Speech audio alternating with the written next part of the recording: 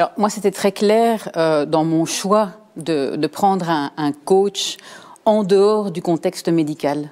Je suis très très bien suivie par le personnel médical, j'ai un psychologue, un oncologue, mais ça reste quand même toujours dans ce monde hospitalier, je veux dire, et je voulais vraiment en sortir parce que oui, ça faisait partie pour moi de dire, ok, ça c'est un chapitre, maintenant je dois passer à autre chose, et pour ça je vais m'allier avec des personnes qui sont dans un autre monde, dans une autre dynamique, et qui ont finalement une autre chose à m'apporter que le monde médical. Oui, oui.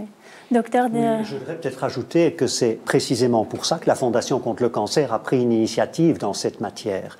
Le coach a des compétences spécifiques et doit avoir des connaissances spécifiques qui ne sont pas celles des soignants, qui sont évidemment complémentaires à celles des soignants, mais le monde du travail, avec tout l'aspect juridique et interrelationnel qu'il suppose, est parfois très différent du monde des soignants. Et donc, avoir des personnes formées, connaissant suffisamment ce que vit un patient cancéreux. Il ne se transforme pas en professionnel de la santé, mais avoir les informations de base pour pouvoir se représenter ce qu'a vécu et ce que vit le patient et avoir une bonne connaissance du monde du travail, c'était une manière de faire une passerelle.